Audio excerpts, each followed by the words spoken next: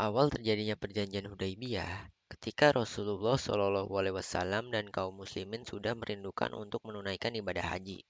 Pada tahun ke-6 Hijriah, Rasulullah SAW dan kaum muslimin berangkat ke Mekah. Jumlah mereka kurang lebih sebanyak 1.400 orang. Untuk menghilangkan praduga jelek dari kaum kafir Quraisy, umat Islam berpakaian ihram dan menuntun ternak untuk disembelih pada hari tasyrik di Mina. Untuk sekedar menjaga diri, mereka membawa pedang yang disarungkan. Ketika sampai di suatu tempat yang bernama Hudaibiyah, Rasulullah SAW berhenti. Beliau mengutus Utsman bin Affan untuk menjelaskan kepada kaum kafir Quraisy tujuan kaum muslimin ke Makkah, yaitu untuk beribadah haji dan menengok saudara-saudaranya. Namun Utsman ditahan kaum kafir Quraisy dan terdengar berita bahwa beliau dibunuh. Ternyata berita tersebut tidak benar. Utsman telah datang dan berhasil memberi penjelasan kepada kaum kafir Quraisy. Tidak lama kemudian, utusan kaum kafir Quraisy bernama Suhail bin Amr datang. Dalam pertemuan itu disepakati perjanjian antara kaum kafir Quraisy dan kaum muslimin.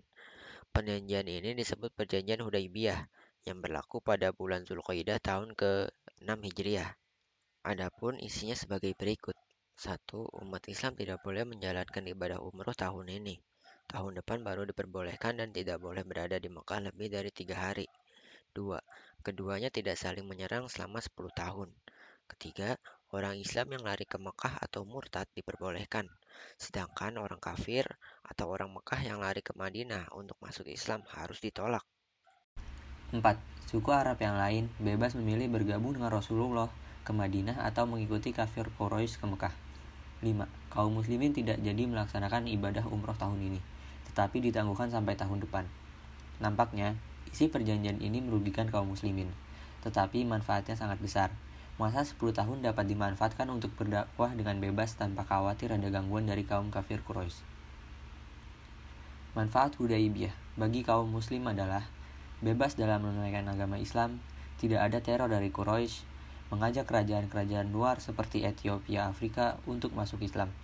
Adapun terdapat beberapa hal yang sangat penting dari hasil perjanjian Hudaibiyah yakni sebagai berikut. 1. Perjanjian Hudaibiyah ditandatangani oleh Suhail bin Amr sebagai wakil kaum Quraisy Mekah. Suku Quraisy adalah suku yang sangat dihormati di Arab, sehingga Madinah diakui mempunyai otoritas sendiri. 2. Perjanjian Hudaibiyah ini menyebabkan kaum Quraisy Mekah memberi kekuasaan kepada pihak Madinah untuk menghukum pihak Quraisy yang menyalahi isi perjanjian tersebut. 3. Perjanjian Hudaibiyah memperlihatkan keseimbangan karena adanya kebebasan masing-masing suku yang ingin menggabungkan diri atau bersekutu kepada salah satu pihak tanpa adanya tekanan dan paksaan.